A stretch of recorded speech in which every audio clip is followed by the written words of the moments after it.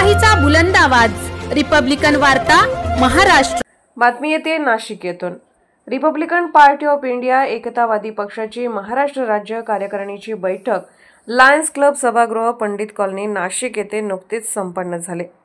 या बैठकीमध्ये परभणीमधील जिल्हाधिकारी कार्यालयाजवळ संविधानाच्या प्रतिकृतीची मोडतोड करून विटंबना करणाऱ्या दत्ता पवार याच्यावर देशद्रोहाचा गुन्हा दाखल करण्यात यावा, तसेच 15 डिसेंबर 2024 रोजी सोमनाथ सूर्यवंशी या उच्च शिक्षित तरुणाचा पोलिसांच्या कस्टडीत मारहाणीमुळे मृत्यू झाला, त्याच्या मृत्यूस कारणीभूत असलेल्या पोलीस अधिकारी कर्मचारी यांच्यावर निलंबन करून सदोष मनुष्यवधाचा गुन्हा दाखल करण्यात यावा। संविधानाची विटंबना झाल्यानंतर आंबेडकरी अनुयायांनी केलेल्या आंदोलनात आंदोलकांवर दाखल झालेले गुन्हे मागे घेण्यात यावेत। महाराष्ट्र राज्यात लवकरच होणाऱ्या स्थानिक स्वराज्य संस्थांच्या निवडणुकीबाबत विचारविनिमय करण्यात येऊन समविचारी राजकीय पक्षाशी स्थानिक पातळीवर युती करण्यात येईल। अनुसूचित जाती जमातीच्या जनविकासासाठी स्थानिक स्वराज्य संस्था व राज्य सरकारने नियमाने अधोरेखित केलेल्या निधीचा योग्य प्रकारे कायदेशीर उपयोग होत नसून तो निधी इतर मार्गाने वळवला जातो, याबाबत मुख्यमंत्र्यांना देखील निवेदन देण्यात येणार आहे। पक्ष संघटना मजबूत करण्यासाठी देश पातळीवर राज्य पातळीवर सदस्य मोहीम राबवून पक्ष संघटन मजबूत करण्याचा निर्णय झाला। संविधानिक पदावर बसलेल्या पदाधिकारी यांच्याकडून भारतीय संविधान आणि भारतरत्न डॉ. बाबासाहेब आंबेडकर यांची हेतुपुरस्सरपणे अवहेलना केली जात आहे। अनुसूचित जाती जमातीवर होत असलेल्या अन्याय अत्याचाराचा निषेध करण्याबाबत पक्षाच्या वतीने दिल्ली येथील जंतर मंतर येथे तीव्र आंदोलन करण्यात येईल। पक्षाच्या राष्ट्रीय कार्यकारिणीच्या पदाधिकाऱ्यांचे निधन झाल्यामुळे रिक्त पदे देण्याचा अधिकार गंगाराम इंदसे यांना एकमताने देण्यात आला। अशा अनेक प्रश्नांवर चर्चा होऊन ही बैठक संपन्न झाली। या प्रसंगी राष्ट्रीय अध्यक्ष गंगाराम उर्फ नानासाहेब इंदिसे यांच्यासह महाराष्ट्र प्रदेश अध्यक्ष विकास निकम आणि रिपब्लिकन पार्टी ऑफ इंडिया एकतावादी पक्षाचे महिला पदाधिकारी कार्यकर्ते झाले।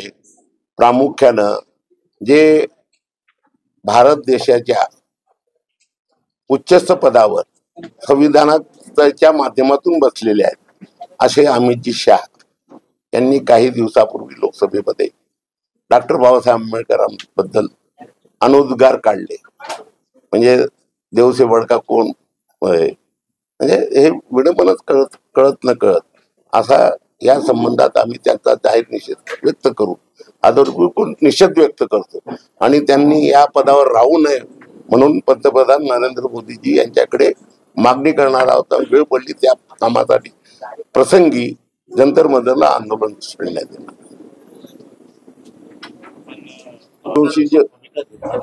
नाही, सोमनाथ सूर्यवंशीजींनी बद्दल जो लॉंग मार्च निघाला होता, तो लॉंग मार्च साठी महाराष्ट्रातून सर्व आंबेडकरी अनुयायी आणि बहुजन समाजाची फार समर्थनीय बाब होती। परंतु प्रमाणे शासनाला कळत न कळत रिपोर्टिंग झालेली आहे।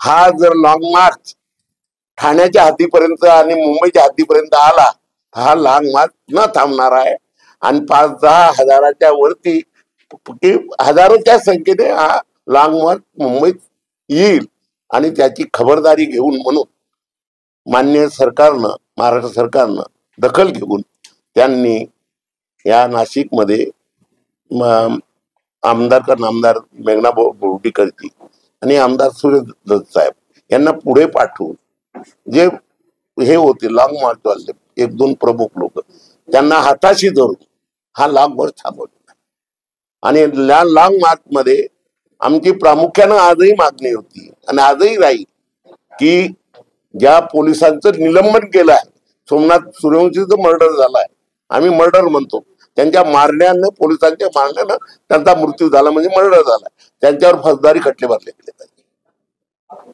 बाकीचं हे दुय्यम मानतो, त्यांच्यावर आमची ही पहिली मागणी आहे आणि ती मागणी आम्ही सोडणार नाही, लावून धरणार। किती दिवस नाही ना, मी मागणी केलीच कुठं, यांनी कुठे केलेली आहे, कोणी आपल्या याने लॉंग मार्च वाल्यांनी।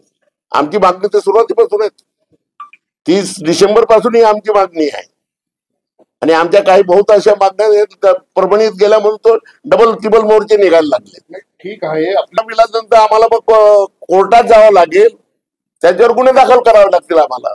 मग सूर्यवंशीच्या सरकार नोकरी देत आहे त्यांना. नाही, तो त्यांचा काय ते देता काय मेहरबानी करत नाही, त्या दिलं पाहिजे. पण आमचा जो की न्यायिक बाजू आहे की ज्याच्यामुळे खून झालाय, मृत्यू झालाय, त्याच्यावर तुम्ही कायदेशीर गुन्हे दाखल नाही करणार काय? असं कसं? गृहमंत्री निष्क्रिय आहे, याबद्दल काय म्हणतो? हा, गृहमंत्री निष्क्रिय आहे. नाही, गृहमंत्री निष्क्रिय काय नाही. ते मी अजून त्यांची माझी भेट झाली नाही, मी कसं म्हणेल निष्क्रिय आहे? प्रत्यक्षात भेट झाल्यावर वेळ पडली तर भेटही मागणार आहे त्या संदर्भात. पक्षाच्या आता जो आंदोलन झालं ठाण्यामध्ये, ते सर्व शिवशाहू फुले आंबेडकरी जनतेच्या वतीनं झालं. आता जे काय आम्ही भेटू तर पक्षाच्या वतीनं भेटू, आणि वेळ पसंत ठरली तर जी कमिटी आहे आमची, ती कमिटीच्या वतीनं जाणार की आम्हाला त्यांच्यावर गुन्हे दाखल करून पाहिजे संबंधित पोलीस अधिकारी. आता तुम्हाला त्याचे कारण सांगितलं ना. हा लॉंग मार्च ठाण्याच्या आणि मुंबईच्या कक्षेत आला असता तर लॉंग मार्च थांबला नसता आणि 100% सर्व मागण्या पूर्ण झाल्या असत्या आणि या पोलिसांवर फौजदारी खटले दाखल झाले असते. नाशिक चळवळीचं केंद्रबिंदू आहे, मात्र इथंच लॉंग मार्च थांबला. याला नाही, लॉंग मार्च त्यांना नाशिककर जबाबदार नाही. काही गोष्टी समजून घ्यायच्या असतात आपल्याला, काही आपल्याला कळतात. रुपोते साहेब आमच्यापेक्षा आपल्यालाही जास्त कळतात. मोठ्या संख्येने उपस्थित होते. रिपब्लिकन वार्तासाठी विशेष प्रतिनिधी आनंद दाभाडे, नाशिक.